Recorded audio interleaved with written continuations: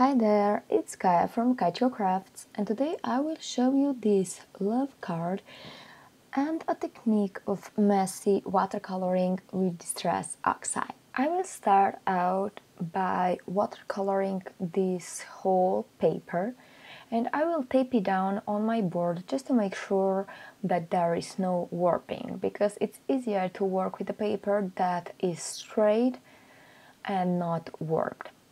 I will put down 2 colors of distress ink on my handmade palette. This is actually just a packaging of one of the honeybee stamps. And then first thing that I will do is that I will cover the whole paper with water. And you don't want to make it too watery or too dry.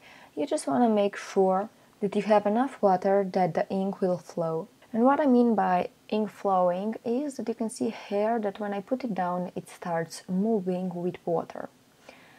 I will go back and forward between these 2 colors, and I will just mix and match and add them here and there, and the water will do its work.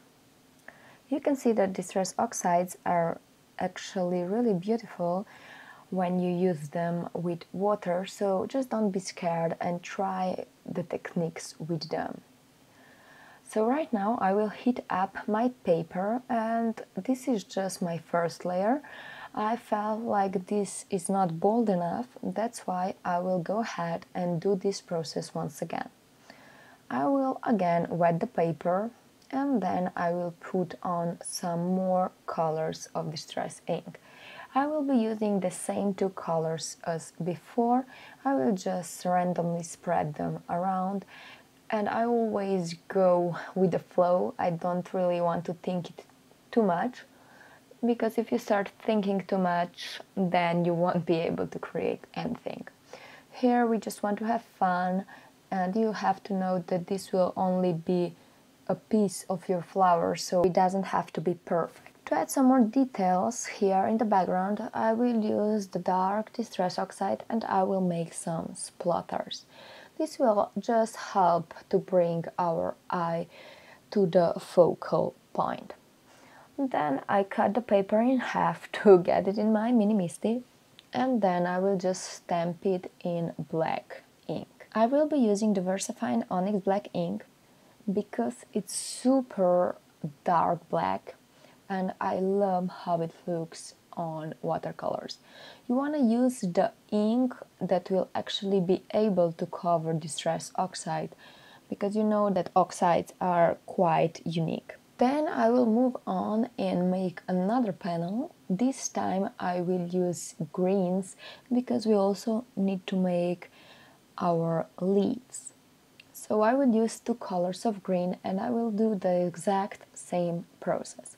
So first I will water down the paper, again not too wet, not too dry, and it's hard to explain it over the video, but what I mean by not too wet is that you just wet it just enough that you can see that it's covered in water, but water isn't staying all over the paper.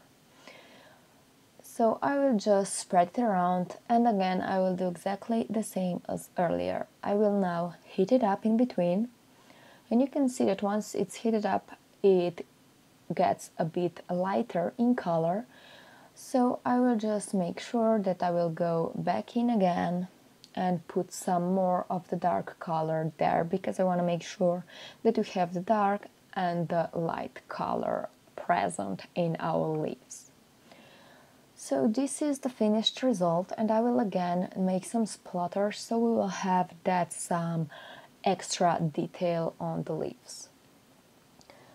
Then I will go ahead and fussy cut the flowers out. You could use the coordinating dies, I have them, but here I just want to make sure that I actually have the pink only on the flowers, and this means that I had to go in and fussy cut it. This is actually the only time-consuming part of this card, but it's totally worth it. For this small flower, I will fussy cut it as I normally would, and then we will add a green over the bottom because it's green there, and I will show you that later. other flowers are only the blooms, so it doesn't have any green color, but for this one the green is at the bottom. So we will see me stamp this flower with the green bottom here again, and then we will fussy cut this out and put it on the pink part. I will stamp out a bunch of leaves. I stamped too many, but better to have too many than too little. And I will do the same process once again. If you don't like the fussy cutting itself, again, you could use the coordinating dies, but I just feel that fussy cutting images that have, in our example, green or pink edge are just more unique, and you are able to see them better if you actually fussy cut them. You can see here that I will actually trim everything down, even the stem, and that's because I know that my leaves will go behind the flowers and you won't be able to see the missing stem. And here is the flower I told you about earlier. I will fussy cut just the bottom 3 pieces, and what I mean by this is the stem and 2 leaves. At least I think they are leaves, so that's why I will have them in green. I will fussy cut it out, and this is the beauty of fussy cutting. We are actually mixing and matching different colors and different images. This could actually also be called paper piecing, because we are using different papers and piecing them together. So I will go ahead and I will cut the stem down from this pink flower, because we don't really need it, and it's just a small piece that will be annoying to glue down to the green one. So I will just use the liquid glue and put the green piece over the top. So this is how our flower will look like, and I will do the same for the other one. So the bottom 3 things will be in green and everything else will be in pink. Then I will go ahead and start gluing everything together. You may call me crazy, but I will just go ahead. I won't really think much about it. I won't even put it down and then glue them together. I will just go ahead and start gluing. I know that I have enough images to do so, so I will just go ahead and glue it. If I would have only a certain number of images, I probably wouldn't do this, but because I know that I have a lot of leaves, that I have a lot of flowers, I will just go ahead and glue everything together. I know that I want to have this as a triangle shape that will be put into the corner of the square.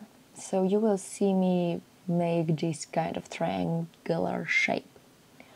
So I am just using liquid glue. I'm moving the leaves around, I'm moving the flowers around, and this is actually my thinking process. If I like it, I will just glue it down.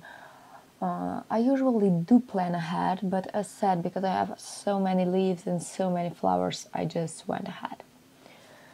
In the end, I will use 5 flowers, and I like to use odd numbers of things because I think that it really brings the images to life.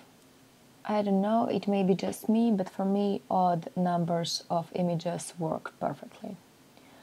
So I will just finish this off, and then before gluing this down to the card base, I will also make a frame on my card base.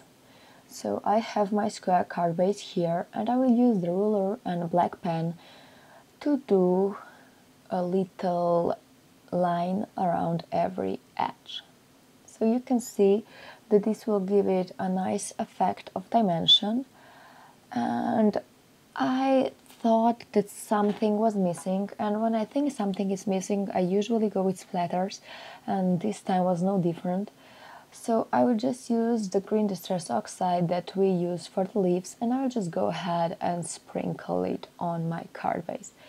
I will try to position the flower where I want it to be, and I will just go ahead and sprinkle some more until I'm happy with the amount I have. So as said, this is something that I do. You don't have to do it if you don't feel comfortable with splatters, but I just love them. So I will put down the sentiment I love you now, and I am using my mini misty. I wanted to have a curved sentiment, and I will just go ahead and curve the edges on my misty, and this is really an easy thing to do. You just put the stamp down flat and then curve the edges, and that's it. It's this easy. This you can do with any single clear stamp. So then I will pop this flower bouquet up and I will put it on the left hand side of our card base. And this actually finished off this card. Thank you so much for joining me. Hope that you will try to make a card with this messy watercoloring, because the flowers and the leaves are super easy to make this way and the effect is beautiful. Thank you so much for joining me and hope to see you guys soon. Bye bye!